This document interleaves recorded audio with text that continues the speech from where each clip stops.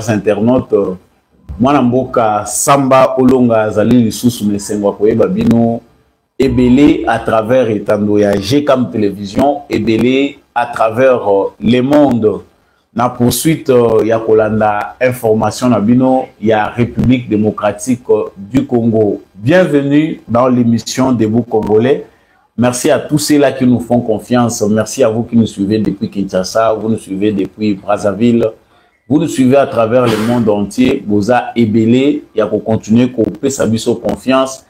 C'est plus de 63 000 abonnés qui continuent à nous faire confiance. Au qui faire aimer vidéo, au partager à mon voisin et surtout qu'on s'abonne, ce qu'on a nous abonner na etando nabiso. Voilà, la justice des dieux n'épargne personne. Batubayebi émission boyebi que nazalaka toujours na promptitude, il y a promptitude, il y a ko zala toujours na ko rappeler ba commun des mortels que la justice des dieux ezalaka. Mabe to malamu biso nyonso to salaka toyebaka ko récolter ba fruit na yango to ou tard. Soki ko sala mabe okanisi keza na nkoko mutu moko azomona ngate to pozo sala ngona nko olobiki naza tout puissant, naza intouchable. Sachez bien que d'une manière ou d'une autre nous finissons tous par payer les prix de nos actes. Kolobate ki ngai position na ngezo permettre ngana sala malamu te, riche ou pauvre, puissant ou faible, salaka kaka malamu. Likez déjà cette vidéo, partagez les lives de l'émission. Vous êtes en direct de GCAM Télévision. L'émission s'appelle Debout Congolais. Les présentateurs est devant vous, c'est Samba Olonga. L'actualité tourne autour de cette démarche. Il y a évêque, il y a conférence épiscopale nationale du Congo, 5O en sigle. Ils étaient reçus hier par le président Félix Tshisekedi. Banganga nzambe oyo ya mishonina ya catholique bango bakenda ko kutana na mokonzi ya mboka pona ko pesa ye proposition oyo bango bazali nango ya sortie ya crise. Donc proposition pona ko luka cohésion nationale. Batalisi pete ki tata mokonzi ekolo ayambi penda makanisi na bango na esengo mingi pe encourager bango. Kasi biso tozo koluna koyeba biso ba congolais proposition ngo ezali ya lolenge nini pe kosalema ndenge nini. Est-ce que proposition ngo ekopekisa Kagame a agresser ekolo Congo? Samba Olonga boyebi ki akotaka penda na mozindo pona komemela bino vérité to kolobela ngo na kati émission oyo toyeba démarche ya basango auprès ya Félix Tshisekedi ezalaki pona nini. Basuka ki wana te bakutana ki pe na président ya Assemblée nationale Vital Kamerhe basololi pe lolenge moko balongo pa président de l'Assemblée nationale bango bakutani lisusu na Martin Fayulu oyazali président ya SID. Est-ce que démarche oyo ekoaboutir na quelque chose? Est-ce que classe politique mobimba bakoyambalikanisho oyo ndenge nini? Est-ce que cohésion ezali koleka makambo nyonso esengeli kosala na kobeta penda sete na likambo na to kolobela ngo na kati émission na biso? De l'autre côté, ezali pe na ba confession religieuse mususu o pe bazana démarche lolenge mususu. To kolobela mwa muke maloba ya évêque Ejiba ya Mapia muto azali ko kamba ba confession religieuse, c'est-à-dire représentant oyo azali ko kamba ba église de réveil.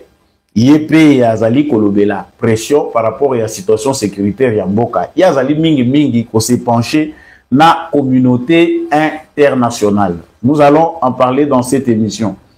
L'actualité en République démocratique du Congo, c'est aussi ce qui se passe ailleurs. Le président rwandais ne sait pas si ses militaires sont sur le sol congolais. Nakamisi que nazanga imo côté oyo akosutuka par rapport ya makambo le président rwandais alobi na etando ya CNN soki babenga kanini bolimbisa ngai boyebi ke Samba Olonga en anglais ezalaka mwa kokoso.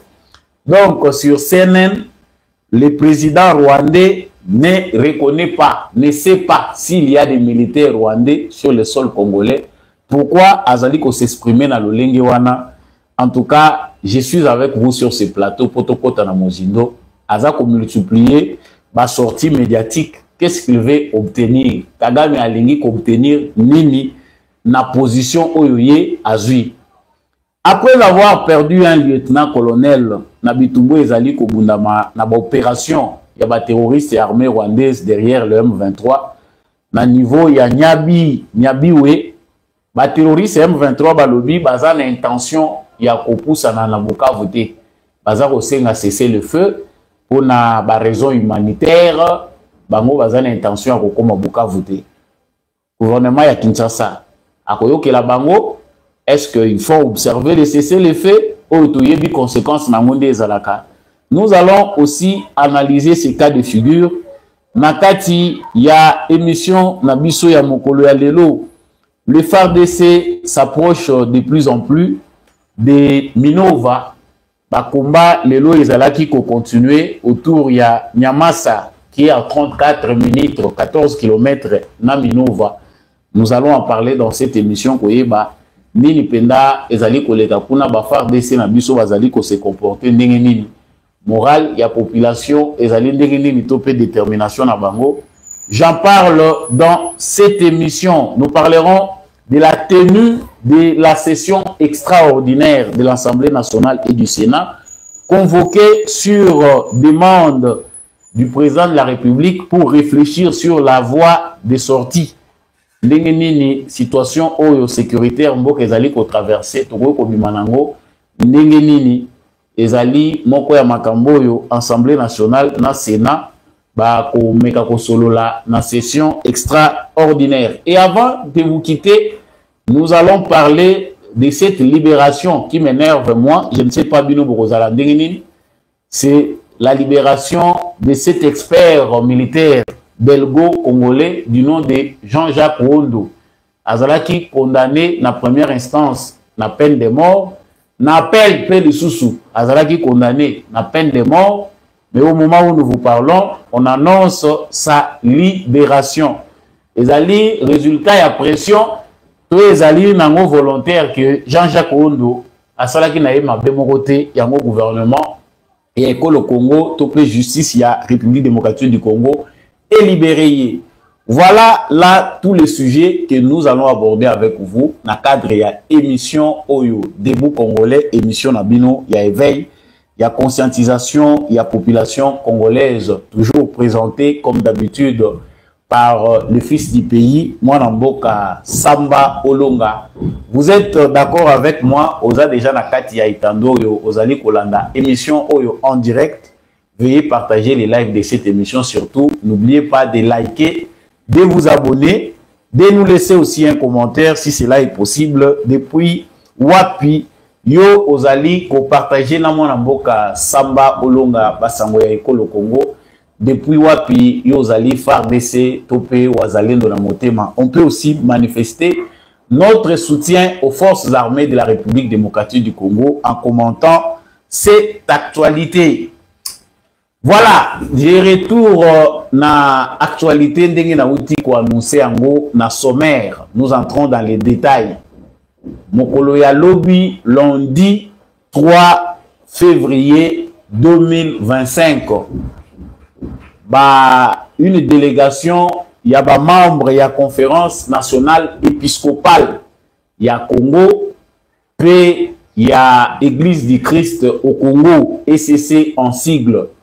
Ezalaki autour ya président de la République bango bakendaki ko présenter ye selon bango projet ya église pour na sortie ya crise.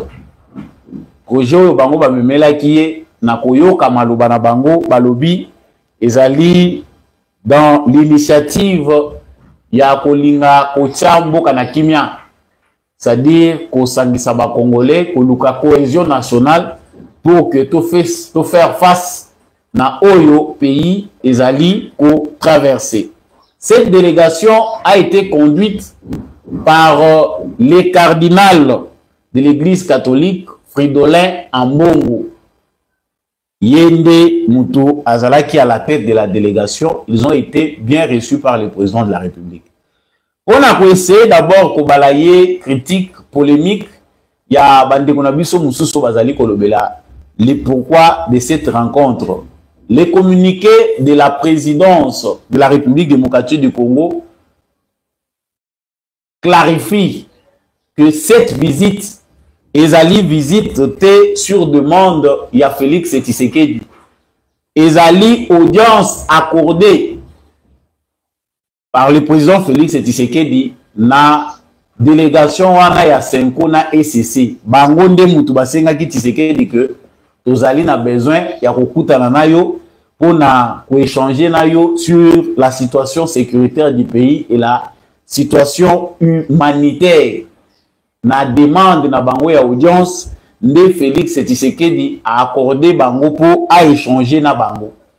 Donc tolongola nanu polémique oyo eza na ngambo ya bato mususu bazali kobanza que Félix Tshisekedi a komi na suka yango atandi maboko abengi basango, même bango pe basango balobi yango que ezalaki sur demande na bango.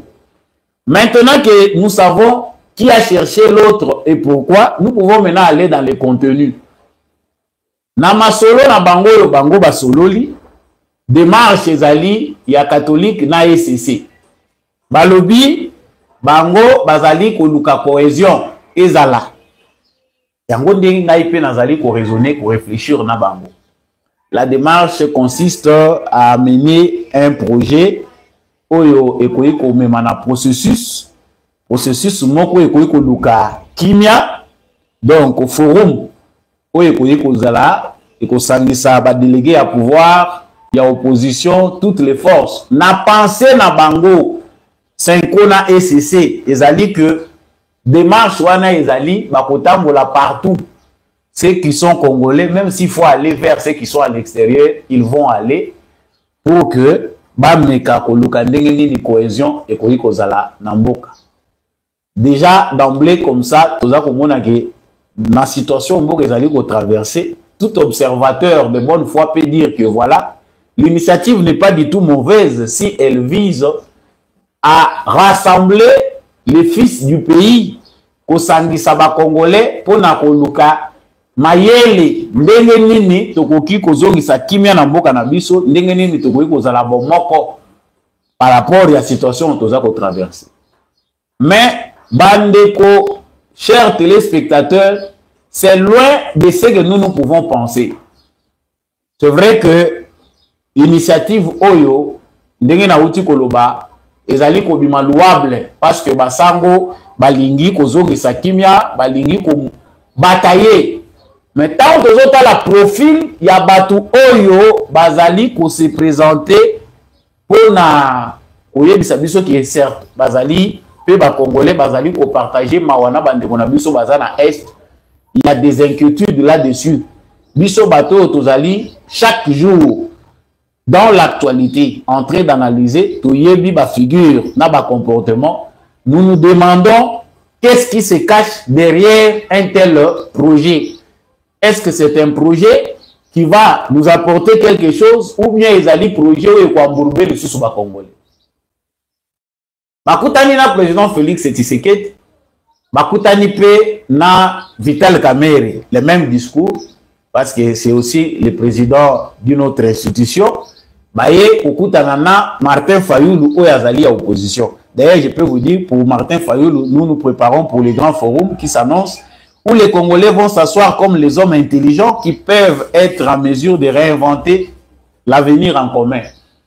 Martin Fayulu aza d'accord na bango, makanisi pe eza malamu apesi bango quelque ameki pe ko rectifier na bango ba observation na ye kotala comment ils peuvent faire.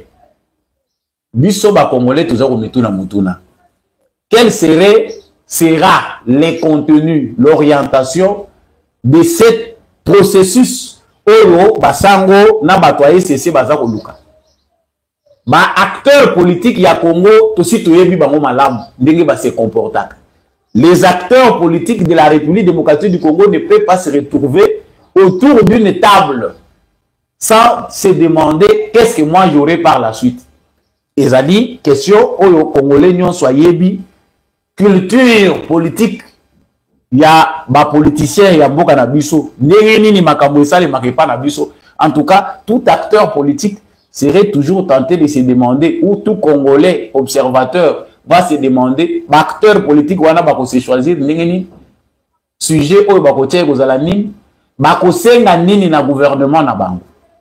C'était là que j'ai essayé de faire un croisé. Nathalie Oyeleka Kilobi. Martin Fayoulou est l'un des premiers à exiger depuis longtemps qu'il faut un dialogue de cohésion nationale. Nazako Senga Natisekedi, dialogue moko avec sous l'égide des pères spirituels pour que nous puissions trouver la cohésion nationale. Tous en ba Congolais pour tout que de Kolukape. Ezali bataille ya Martin Fayoulou Bandakala. Makambo o lelo basango bazako memela Tshisekedi comme proposition et si yebani na biso ba Congolais depuis longtemps que basango na Martin Fayoulou après démarche na bango na Europe baya ko kitela na Congo, ils ont voulu à ce que Félix Tshisekedi a organisé dialogue o ekosala que ba Congolais ba s'entendre ba luka cohésion nationale. Ça c'est une idée de Martin Fayoulou. Et ce n'est pas pour la première fois que Bassango n'est pas président Félix Tshisekedi. Ça, c'est pour une troisième fois, je peux penser, que Bazali Kokende n'a même démarche. L'autre fois, lorsqu'ils sont partis, Félix Tshisekedi en a même parlé à l'objet que Bassango Bazako Yebisaye. Pourquoi pas au Koyiko Benda Batumususu, au Sangana Pena Bango, au Tcha Bango na Katia, na Pembeni na yo, Kotsa Bango Pena gouvernance, pour na Koluka, pour apaiser la tension Koluka Kimia.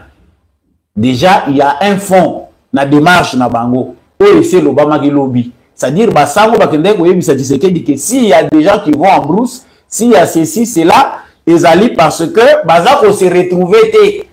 Donc, il faut cette politique, ils allaient ouverte na Moutounions, Bango Lokola va se retrouver na mangeoire. Et l'Oba Fedolé à Bongo dans l'un de ses homélies, il a dit que s'il y a Makabo Ezako Salemana Est, parce que certains ne se sont pas retrouvés dans la mangeoire. Yango bazako kendekuna. Peut-être ba Congolais mususu to ko analyser ka le présent o tuza ko mona sikawa, mais tuza ko yebate ko zonga sima poto tu na makambo ebuti wapi, qu'est-ce qu'ils veulent? Déjà Fridolé Ambongo, Monseigneur Donatien Cholé, évêque Floribert Mouteba, Marcelin Outembi, consort, ils étaient déjà dans cette optique-là. Tshisekedi alobela ki a mon interview moko libanda ya mboka lobi na tuni bango Kabila c'est aussi comme un opposant AFC Zaïre Moïse Katumbi aza borderline tukotaki na ye na union sacrée eloko ebengana ye toyebite to proposer union so o to ko proposer ye atikali borderline ndenge bomonaki. C'est de là qu'est venu ma critique to pe makambo Félix Tshisekedi alobaki, c'était par rapport aux propositions des évêques de la Senko et des pasteurs de l'ECC. Le Félix Tshisekedi a l'obaki une interview que Kabila, l'AFC c'est lui, Moïse Katumbi Azali borderline et les autres, vous savez leur position. Ce que vous Martin Fayoulou ne m'a jamais reconnu comme président de la République. Nous revenons des élections, Fayoulou ne m'a jamais reconnu comme président de la République. Sur base, il y a raison, si koyo na ko s'associer na nani na ko benda nani na contexte nini. La réponse nous en avons déjà depuis époque wana. Si koyo lelo yo bazongi lokola Goma est envahi, assiégé par l'armée rwandaise, c'est le moment choisi encore par nos évêques na ba pasteur na biso ECC na Senko bake ko mona Tshisekedi avec parce que ndenge bazokende ba isi biso ke ba memi plan. Non, eza ya sikate plan oyo bazalaka nango bandakala na libungu na bango bakei nango sikawa parce que bayoki ke Goma ils ont assiégé par l'armée rwandaise.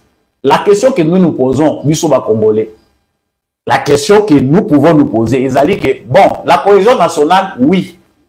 Est-ce que si les politiciens congolais se réunissent avec des exigences à Félix Tshisekedi, cela va-t-il stopper l'agression rwandaise? Est-ce que Kagame Oyo Azali ko envahir le territoire congolais? Kagame Oyo Azali ko yana ba militaire na ye. Officiellement, les Nations Unies, l'Union Européenne, l'Union Africaine, ba yebi que c'est Kagame qui est derrière ces mouvements terroristes qu'on appelle M23. Toute la communauté internationale connaît que l'agression vient du Rwanda. Elle ne mane pas de l'intérieur du Congo. Elle est extérieure. Tikoyo, bino, bolobike, tous la cohésion. Dites-nous clairement, cette cohésion-là, va-t-elle mettre hors état de nuire Kagame? C'est une question que moi je pose. Je pense que bino peut beaucoup tout na bango, ango poser na numéro na bango, va répondre bino.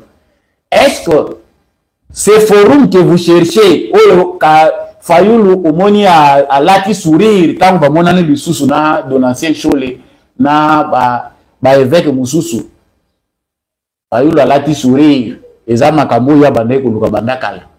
Est-ce que démarche wana yangonde ko lungola nanga na se ya lipeka ya Kabila na Kagame? Parce que il y a des Congolais qui sont ici. Oyo baza babolati. Basepeli na bango bakende kopesa Kagame babeki. Pour des raisons oyo biso nyonso ba Congolais toluki to monité. Parce que Nanga c'était un ancien président de la CENI. Nanga, le Congo lui a tout donné. Ba immeuble nyonso azwaki na mbongo azwi na Congo. Bongo na zwango na Rwanda te.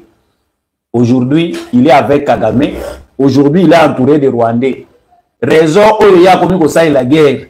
C'est maintenant que nous sommes informés que lavage à cerveau à Zukuna a commis pour défendre le Kinyarwanda. Na ba Rwandais oyo baza menacé. Le Kinyarwanda, c'est une langue parlée au Congo. Ici au Congo, il y a des Congolais originaires qui parlent le Kinyarwanda. C'est une langue. Virunga, c'est un Kinyarwanda. Nanga est devenu historien, a commis pour apprendre biso. Bon, dites-nous, Bino Basango, le col a besoin les devants. C'est quoi la finalité de votre démarche? Tant que Bino Bozo Kende Kosangana Bolobi Tshisekedi permettre Biso Tozo Sololana Batunion Sokokendena Libanda. Ça, c'est un plan où le service, il y a renseignement, il y a Rwanda, il y a derrière. Nous avons vécu ici au Congo, nous avons vu les cardinals Fridolin Ambongo quitter ici avant d'aller au Rwanda, s'adresser aux jeunes Congolais. Sans évoquer l'agression rwandaise, ni quoi que ce soit, il n'a parlé que des embouteillages, comment le jeune Congolais devait se révolter contre le gouvernement en place. Mais lorsqu'il est allé au Rwanda, parce que prêtre, le cardinal Fridolin Ambongo a préféré se limiter à Makambo Ezalaki religieux. Il n'a pas osé ouvrir sa bouche. La seule chose dont il a parlé à lui, ceux qui sont politiciens se fréquenter. Pourquoi ceux qui se fréquenter, pourquoi les politiciens aussi ne peuvent pas se fréquenter? Bino bato bolanda biso régulièrement bomona ka tobeta ka ba makambo bozo benga ngo bambodi. Eza bambodi te, ce sont les réalités. Les services de renseignement du Rwanda travaillent même avec des pasteurs et des évêques congolais. Baïde mususu eyaga na Congo ezalaka ya biso te. Baïde wana importé bafuta ka bato po baya ko melisango biso. Comment voulez-vous que un cardinal au Congo soit bavard, qui critique le gouvernement tout le temps, mais lorsqu'il se trouve dans un pays qui agresse son pays, il manque les mots. Il n'a même pas le temps d'évoquer à la hauteur, il y a agression, tout ça qu'on subit, même pas de temps de dire un mot qui va laisser ses collègues pour réfléchir sur la situation du Congo. Il n'en a pas parlé. Mais c'est ces mêmes cardinals-là, ce sont ces mêmes évêques-là. Maintenant, au bazar aux Ouata, va s'improviser par le but de médiateur pour la cohésion nationale. Et ça propre na bino. Tu yebi que na moment oyo, au lieu que bisognon se toza la tokangami toza au bout dans l'extérieur, toza uni, Tshisekedi est obligé de faire face à l'Union européenne, aux États-Unis d'Amérique, l'Occident en général et d'autres forces occultes pour maintenir le Congo dans la chaîne, et lutter aussi contre ses propres frères à l'intérieur. Parce que Tshisekedi est dangereux pour appliquer Bango et Sika Bango Balela. C'est décevant enfin. Sur la démarche et dialogue pour dédouaner le Rwanda. Nous avons fait l'analyse de ce que Fayulu a voulu. Nous venons à peine des élections. C'est Tshisekedi qui est élu président de la République pour un deuxième mandat. Bon, yo obimisi plan moko. Yo remettre en cause. Yo salima par le peuple. Tshisekedi a mandat du peuple congolais. Yo obimisi schéma mususu. Tant que vous avez dit à Wabazo la yo kota une élection, tu as un candidat. otie ba candidaté otie eloko moko te oke poto ozongiawa olobité dialogue pour la cohésion nationale. Non, il y a des idées tant que tozo komona ngo tolobité o euti pas fayulu. Eza pe na ba idée tant que toza ko scrutin ngo tomoni que oyo eza ko wuta pas Union européenne dans l'intention de diviser les Congolais.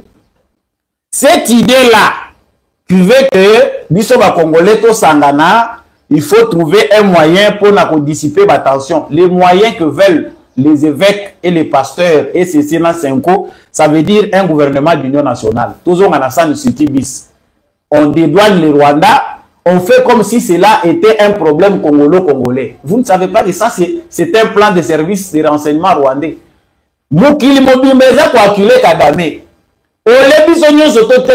pensez vraiment que le moment où Tozali, pour être un bon Congolais, pose à la prêtre et à son église au milieu du village où aider Congo, il faut créer un dialogue, réunir les forces politiques du Congo, où il faut appuyer là où ça fait mal parce que le monde entier condamne l'agresseur.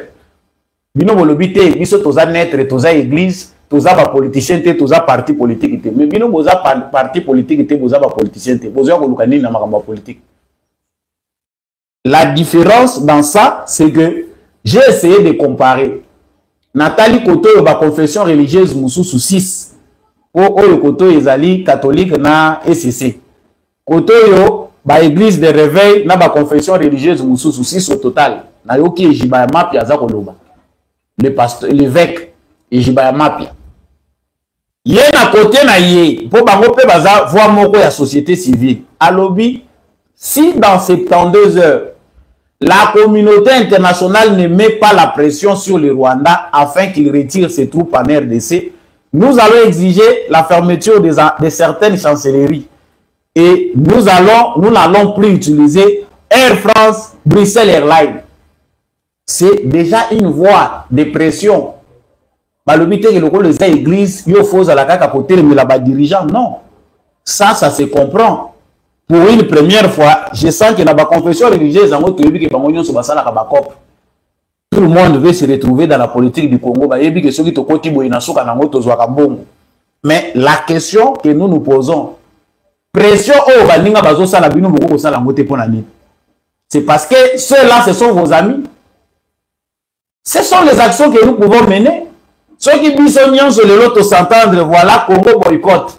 Toutes les sociétés occidentales au Congo boycottent. Ils envoient beaucoup de pression. Nous prenons seulement l'exemple de ce qui s'est passé la semaine où lorsque les Congolais sont sortis, saccager l'ambassade. Les autres ont réduit ça seulement à du pillage. Non. C'était un acte de sabotage. Ils ont saboté ces ambassades-là avec objectif. L'impact, pression, nous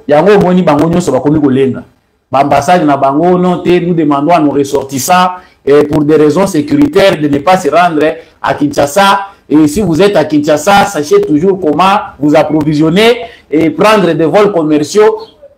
Bakomi kolinga ba te que la biso ko banga o mboka eza na insécurité mboka eza malamu te même à Kinshasa ça ne va pas. O non te ba ressortissant na biso ba yebi qu'ils sont menacés pas par des armes. Le peuple congolais ba monique ba manifestation ou tendance chaleur eza makasi, les manifestations peuvent encore répandre si nous n'avons pas réagi. Mieux vaut tout s'épargner. Voilà la pression.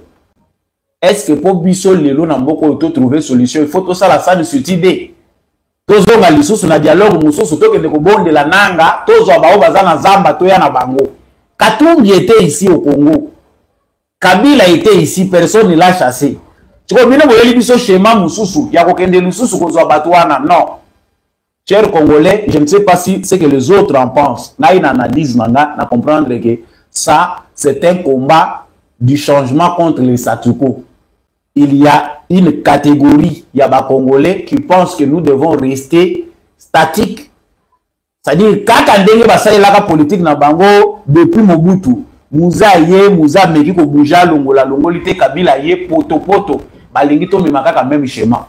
C'est-à-dire, ceux qui mis sont ondimi les lots, que les évêques aillent consulter des gens qu'ils connaissent bien. Parce que nos évêques, certains de nos pasteurs, ils travaillent en intelligence avec bateau, ils sont en intelligence avec Kagame. Si nous nous acceptons que ceux qui ont la culture d'aller en brousse, lorsque Bazako se retrouve dans la démocratie, cette culture va demeurer. C'est-à-dire prendre des gens, chaque fois qu'ils vont se rebeller, ou il y a une élection, ou échouer, on a obligé contre Mbokanayo, vous savez, à Goma, combien de gens sont morts? Nanga, Ria, Ateki Mandef, ya Pembe, Abakisina Teinture, Azui, physionomie, à rebelle, commandant Nanga, ce qui colonel Nanga. C'est un peu ce que les autres ont fait. Ce que Nanga fait aujourd'hui. La culture nous laissée par l'AFDEL qui consiste à aller en brousse lorsque les voies démocratiques échouent. Lorsque vous n'êtes pas capable de combattre la démocratie, il faut que nous nous posons la question. Ceux qui sont en brousse, qui sont allés seuls contre la constitution du pays. Donc, il y a de la bango, il y dialogue, pour le gouvernement de l'Union nationale, institution. Si aujourd'hui nous disons que la constitution du Congo c'est une constitution du pillage, c'est parce que c'est une constitution conçue par des belligérants. Bateau bakanaki mboka mobimba presque mboka mobimba en otage. Nde bakendaki na Sun City, bakei koyokana sur base ya boyokani na bango nde babimisa constitution tozo salela lelo. Institutionnalisation ya pillage. Aujourd'hui que nous voulons tourner cette page, tokota na page ya sika, une république sereine. Des idées conçues pas en temps de guerre. Batoubaza à tête reposée des Congolais, pour concevoir la constitution en Boka Nabiso, eux ils ont répondre dans la réalité Nabiso. Voilà qu'on réveille encore le vieux démon. Et il y a des évêques et des pasteurs qui sont prêts à défendre ça. C'est inconcevable. Exact, inconcevable. S'il y a des Congolais qui n'ont pas une bonne mémoire, nous allons vous rappeler, Bino. Les schémas restent les mêmes, les aventuriers restent les mêmes. Même Kabila qui a dirigé le Congo trouve que après qu'il est effacé, politiquement, on se retrouve à Ouate, après si on ordre na batu na yeba que l'élection a comme si bango ba rebelle. Ko batu ya ndenge wana nde bozo yebisa Tshisekedi ke non Tshisekedi vanda luka cohésion sangana na bango. Moi je pense que ce processus est un processus de diable qui ne nous fera pas avancer. Ceux qui veulent la cohésion nationale ne seront jamais imposés par Tshisekedi.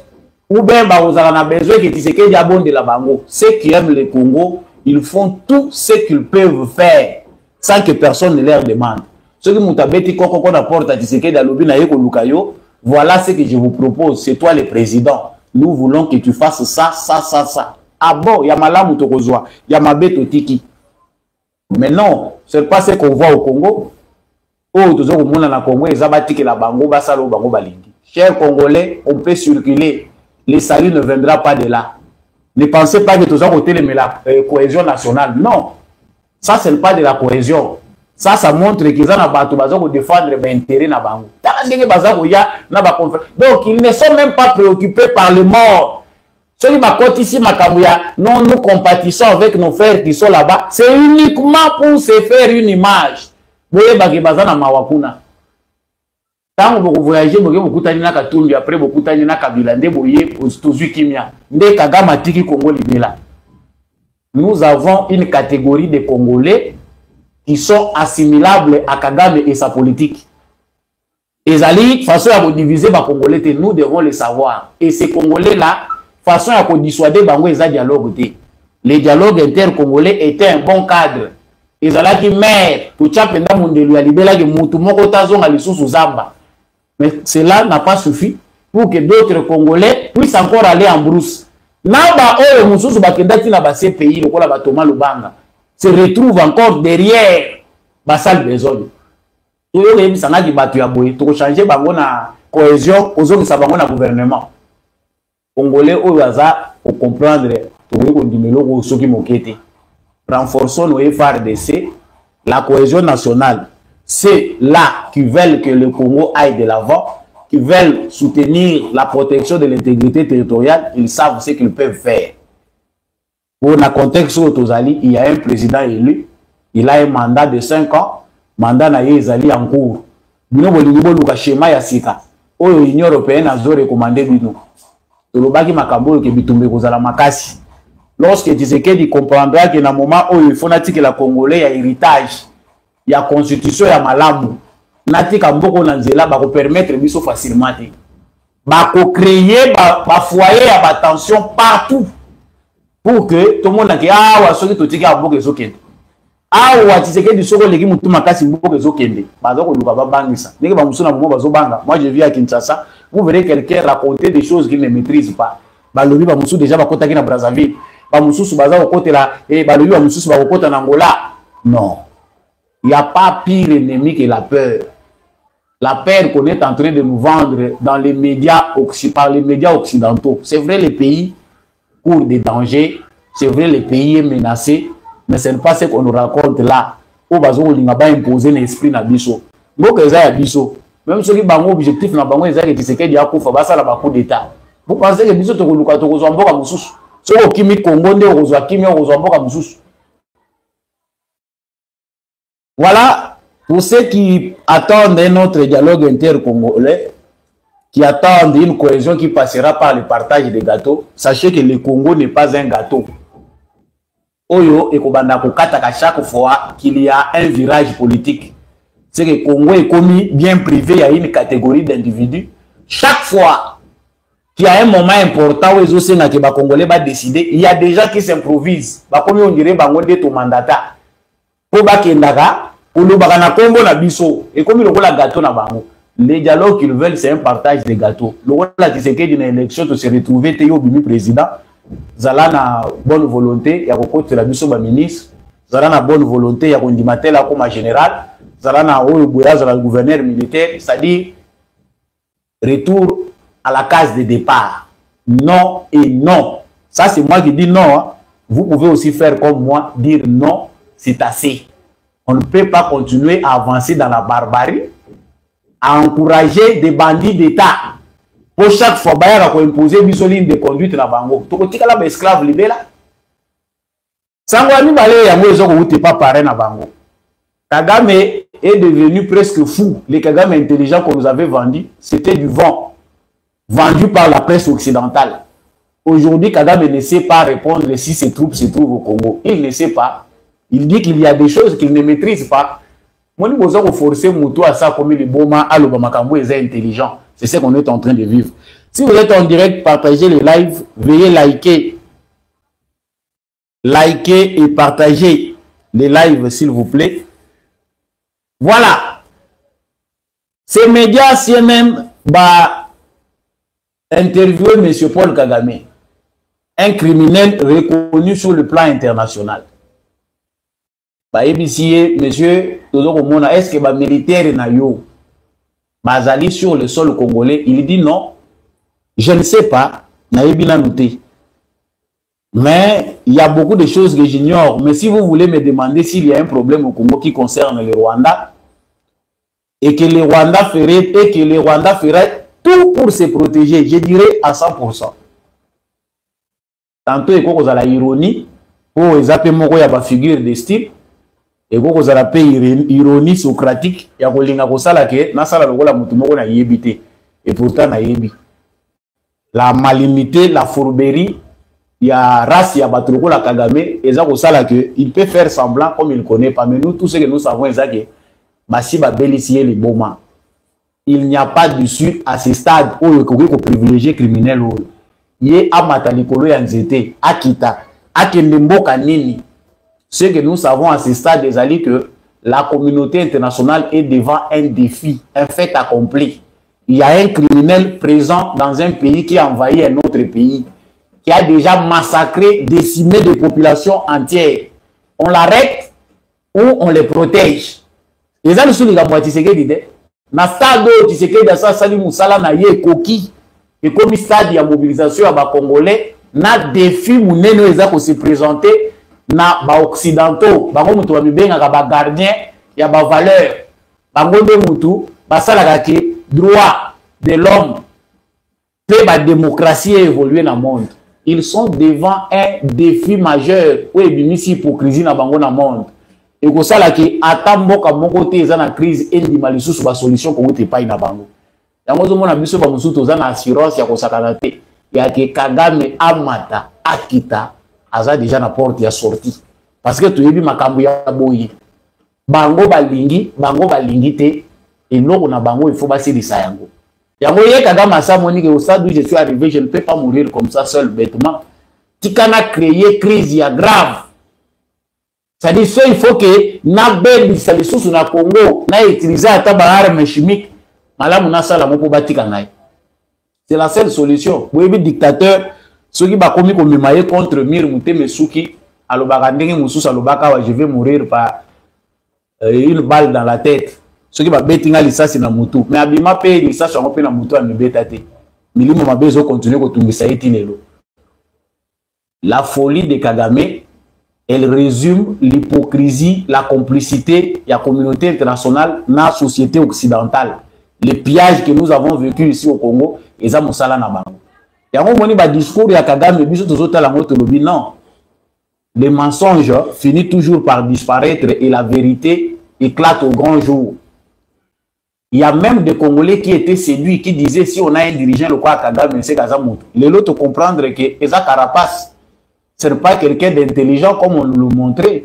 C'était juste un idiot utilisé, massacrer des gens comme ça, c'est ça l'Occident. Ba fabriquer kaka ba grand, baza ko fabriquer mutu bango moko ba lié publicité, bino bokanisa za mutu ya malunga. Le lo ceux qui mutu nyonso aza censé akoyi ko sala analyse à comprendre que Kagame ezali nango tigre en papier. Oyo ba tekela biso image de za tigre en papier. Balobi que za tigre à solo. Aujourd'hui nous avons les résultats. Il dit que ces militaires ne sont pas là. Awa toza ko yoka batu na yo bazana Congo balobi non toza na besoin de cesser le feu pour des raisons humanitaires tozo senga cesser le feu ko kimia ezala il faut cesser le feu ezala wana po ba perdre le lieutenant na bango colonel o azali ko coordonner ba opération na Bukavu vers Bukavu na niveau ya Nyabiwe lokola ba bomi moko na bango et que ils ont déjà un grand coin pas munene ya ba localité bazali ko contrôler et une partie na Goma. Il faut maintenant baluka ndenge nini bako sala malimité na bango. Non, biso to sengi cesser les faits en vigueur depuis le 4 janvier. C'est une moquerie. Les façon ya koseka armée congolaise, façon ya kochula. Non, tous a cesser les faits. Le cesser le feu qui a été obtenu par l'administration Trump sur demande ya Kagame, c'était une bonne préparation et nous envoyons les fruits. Le moni ba fruit nango, conséquence nango. Le même dans les Nations Unies, baza ko ba cesser les faits. Et les terroristes qui sont sur le terrain, ba on peut adopter langage yango. Est-ce que ba rébellion, ba terrorisme ezaka na Congo, il y a un mouvement oyo Kenya za ko bunda nango. Ezaka mouvement oyo Soudan za ko bunda nango. Tozo ko mona nulle part. Et si ka ba sengi cesser les faits na ba mouvement wana. Et si il y a un dialogue entre le mouvement terroriste et le gouvernement légitime, le Congo fait exception. C'est le seul pays où des barbares massacrent et tuent des populations. Le gouvernement terroriste. C'est uniquement au Congo que ça peut arriver. Si les Nations Unies ont insisté, nous demandons cesser les faits. Cesser les faits, les criminels est déjà identifié. Chers Congolais, c'est pour que ça vous révolte. C'est pour que ça révolte. Mukolo biso to kocha lisuma kolo libanda. Au moins le gouvernement na biso aza ko jouer sa père pompier à lobby. Vous à la calme, nous appelons la population au calme. La rue n'a pas d'oreille. La rue n'a pas d'état d'âme. Et l'oba maman na biso Thérèse kwa ekai kwamba na Nations Unies kuna. La rue n'écoute personne. Pour cette fois-ci, ceux qui t'obéissent, il n'y aura plus d'intérêt français, américain, anglais sur les sols congolais. Nyon se tobe ça. Tu limi, ceux qui te retirent à la ville, tu couvres ceux qui te recouvrent. Mais tu recouvres petit. C'est là où maintenant tu as conscience populaire. Parce que attendre à voir ce qui se passe dans l'actualité internationale, vous verrez que le Congo c'est le pays le plus isolé. C'est l'état le plus méconnu qu'on ne veut pas reconnaître. Donc, on traite d'autres États d'une certaine manière. Les Congo, on les traite aussi de manière à part entière. Malgré le massacre, malgré tout, Moni Chinaye à lobby, il faut un dialogue. Nous demandons un cessez-le-feu. Nous demandons qu'il se retire. Tous les pays du monde, Batali Sibiso Balobi que Congo est un pays exceptionnel. Exception, on a une exception heureuse, mais malheureuse. Ça dit, nous, on nous traite comme des sous-hommes. On ne peut pas nous considérer dans le cadre du droit. Chers Congolais qui manifestaient à l'extérieur, chers Congolais de l'intérieur, l'heure est venue pour Mukile Ningana. Pour ça, la manifestation, maintenant, nous sommes à point où le comité. Au moins, autre, mais ça qui est avant vous, s'ils ne réagissent pas, nous collons au Bimalibanda. Même la zone, vous avez dit, et vous avez la ravage. Chaque jour, quand je regarde Nathalie ba intérêt, il y a des matriciens, oyo, ba perdre, ba bien avant économie nyonso est détruite. Bazabo le bateau au sein cessé les faits, mais des camions quittent le Rwanda et au côté par la grande barrière. Wana toza ko loba bongo nde bazo ko côté la wana satellite ya ba américain ezali kolo ezotala, satellite ya ba turc ezotala. Satellite à Russie et Zakotala. 3 satellites. Le Congo est le pays le plus surveillé en Afrique. Satellites sont dans le nord, dans le sud, dans l'est. Babandi bazotala biso. Biso koto toza ko espérer que diplomatie ko évoluer à koya ko côté la biso. Mutako yo ke la yo mawazate. Oyo ezali monde, o ba benga ka monde ya Okinawa. Mawana mwana mutute. Oyebi ko bundate po ba respecter yo bazwa place na yo mutako yo ke lo mawa azate. Même nation oyo ko meka ko zala solidaire na bino. Soki ba yeba moni ke non place o to ko lela na ndenga bien pour to moni ke bango baza faible. Ils vont finir par prendre. Voilà ce qui se passe au Congo. Nos FARDC se battent.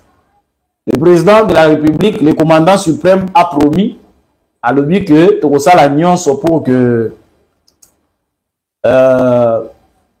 tout peut sa réponse coordonnée. Et le silence est bon, la discrétion est bonne. Tout le monde est silence. Vous travaillez quand on silence wana. Mais ils ont mon salaire makasi et singeli ko sala lususu na makele l'été. Vous moni bino moko ba restriction économique au quota, ba restriction à la hâte. Alors baga on a émission à lobby na éviter ceux qui ndeko Christian Bosembe na Patrick Mouya bayoka kingai.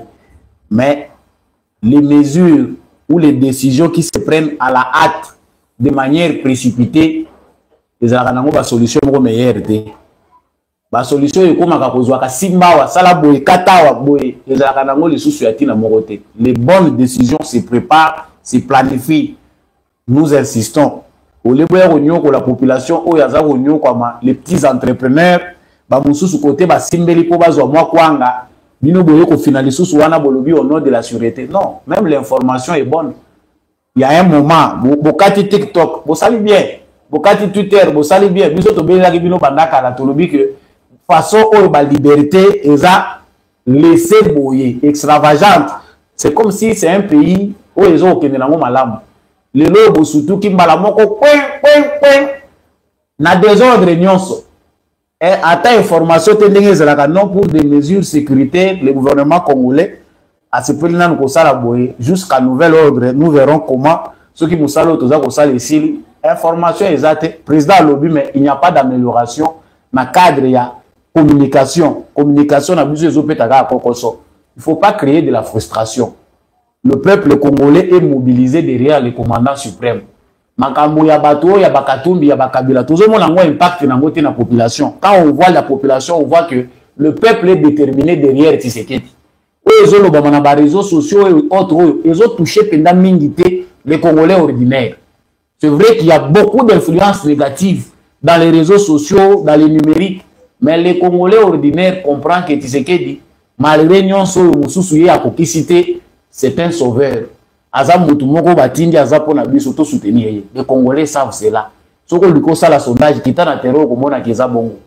Les Congolais sont patients vis-à-vis de Tshisekedi. Et vous aussi, n'allez pas révolter les Congolais. Vous qui sont Congolais, vous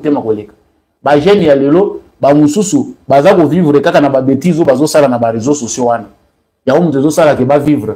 On peut les orienter, les encadrer, les former, faire de sorte que tout le nombre de ba bazoza mwa kwanga na bango na makelele baza kotera ba réseaux sociaux na ba vente ba produits na bango Tant bino bozo qui compliqué bango oso créer misala mususu to po moni ba telemelo mingi balobige ozo sala musala te aletika sikoyo po yoki balobige remaniement ezo salema loa balingi basala remaniement ale na wana mbangu na luka ba décision pour na impressionner botika biloko yo bandeko réfléchissez dès le premier jour ozo kota na bureau na yo tango ba nommer yo ya ozo bisa monsieur le président de la République il faut que ça la batu test ata lobi asilisaki na Harvard tango azako ya na poste oyo yo au niveau confié ye prenez le temps de l'interroger s'il a une vision il a des réponses par rapport à secteur au niveau chai nommer des gens parce qu'ils ont de meilleurs diplômes et ça peut être erreur beaucoup grave. Nous avons des gens qui apparaissent comme des technocrates mais au tiers foufou na foufou parce qu'ils ne maîtrisent pas situation politique aux alliés ils ont le ba pièce rare. Moussou Azana a un diplôme, il a makasi, mais il a la vocation, il a l'amour du pays, mais il peut servir au monde de solution et politique est la sophistiqué, la Congo est complexe et bomi bisomi complexe, il y a un diplôme, complexe, il y a français, il y a rouge Bordeaux. Parce que je maîtrise, je connais ceci, je connais cela, mboke koufi. Biso ya mwana to sala ya biso musala ezabi loba loba tozoko lobo. Après, on doit laisser la sagesse est gratuite. Même dans la rue, on peut ramasser, on peut rencontrer la sagesse. FARDC, ils ont s'approcher à Minova. Combat, ils allaient à 34 minutes, c'est-à-dire 14 km à Minova. Ils allaient poursuite, ils allaient au Salema. Nous encourageons nos FARDC, nous allons doit faire mieux. Pendant tout ce temps, ils ont formé les nouveaux officiers militaires. Les nouveaux jeunes militaires, les nouvelles recrues, il faut aussi les former. Beaucoup de sabacours, il y a intelligence artificielle, la numérique, l'usage des réseaux sociaux dans l'armée. Les militaires congolais sont parmi les militaires indisciplinés de la planète. Et ça, nous avons bêté pour l'armée, pour que ça change la formation. Nos militaires se comporter de manière désordonnée, que ce soit au front, que ce soit au wapi. Les Congolais militaire or militaire il faut la différent militaire aza mutute omoni muninga aza la boni aza kolinga kokufa yo filmer au tina réseaux sociaux boza la situation ya détresse yo so ndima liwa ozo filmer au tina réseaux sociaux c'est pas ça l'âme des militaires. Donc il y a des informations qu'il faut donner à nos jeunes militaires pour que makamboye bakosi là toza kozela tenir à session extraordinaire et assemblée nationale pe à Sénat, où ils ont aussi les malelo, biso pona biso aussi to kota dans le populisme. Ce qui déclaration de guerre, les bien même moi, je peux me porter aussi volontaire. Nazolo bayama sécurité, nous pouvons aller. Owana ceux qui ba komi ko sala ndenge ba sala ka ceux qui réquisition, ceux qui ba sala ka nini. Biso nyonso to kokende. Ceux qui komi yake batali ba moni que non mai na makilezo sala esengeli bazwa. To kokende. Owana choité jusqu'à 45 ans, 50 ans on peut ramasser des gens. Aussi, ma minduki bobu na pona mboka na bino. Po ezali kamba mabele. Jean-Jacques Wondo est libéré. J'ai mal à la tête. Je ne sais pas quelle réponse donner à une telle libération. Je me dis, le Congo, c'est un pays qui évolue sous pression. Je ne sais pas. Moi aussi, je n'ai pas de réponse à donner par rapport à ça. Jean-Jacques Wondo, comme Vital Kamerhe, au premier degré, condamné en appel, condamné à mort. Et finalement, il est libéré. Je pense qu'il va rejoindre la Belgique. Ayaki Aza expert, Ayaki va contribuer pour la renseignement. Il a fini dans les salles draps. Il y a bateau, Bamonike, Tshisekedi, il est facile à faire le coup d'État. Il y a un débiso toyebaki. Si vous voulez, pression à la Belgique. Il faut que clair. La Belgique a dit que Bokangi Jean-Jacques Wondo, toujours rappelé ambassade Nabiso. Ambassadeur Nabiso. Moi, ce que j'ai dit, monsieur le président, il a combat et il était tout que sagesse à président et Zalikolo, a éviter Babitumba Moussou, surtout Babitumba Likolo à Otozanango. Peut-être que c'est ça. Dans le moment où tout le monde surtout quand Rando, na Belge, c'est très compliqué. Nous ne voulons pas créer des fronts partout. Ça peut être ça la logique présidentielle. Mais Biso Tozo Soukamutema. Ce qui mboka na biso esengeli évolue à la sous pression. Il y a des Européens et Occidentaux politique ya mboka na biso, culture ya politique ya mboka na biso kozala vulnérable. À un certain moment, nous devons aussi savoir dire non. Jean-Jacques Ondo est jugé par la justice congolaise. Jugement ezala mabe, ezala malamu, c'est une affaire interne de la République démocratique du Congo. Je ne pense pas que la justice du Congo évolue sur base des recommandations de la Belgique ou de l'Union européenne. Et ça, ça la passe, nous avons bota bana, nous avons bana biso bazala ba citoyen à mort fêter le rôle à biso. Révoltons nos enfants même au berceau. L'amour du Congo, se battre pour le Congo, et ça musala o esengeli to sala. Nous avons la ministre na biso éducation à sala o ezali réforme moko patriotique et éducation nationale. C'est censé qu'il y a des Congolais qu'il faut aider pour créer pendant l'éducation militaire. Dès la maternelle, à l'université, il y a des choses que nous pouvons revoir pour le civisme et patriotisme. Émission, na biso ya mokola lelo ekomi na suka soki après ça ki yango kobosa na ko liker te, kobosa na pe ko partager yango te et surtout ko s'abonner soko za abonner na etando na biso te. Ngai na bino nakanisi ke tokokuta na prochainement na émission mosusu bolingo ya Congo nde leki nyonso. Makambo nyonso na lobaka ezaka malamu te, ezaka pe na makambo mosusu esepelisaka bato te. Soki o apprécier te, on reste congolais, on doit s'aimer comme tel. Wazalendo na motema, FARDC na motema. Merci na équipe technique ya Ndekombi ya Chako. Oui, début so pour cette émission oye comme la bino. Merci pena bino nyonso ba ebolandi biso de partout à travers le monde. On se retrouve très prochainement avec un nouveau numéro.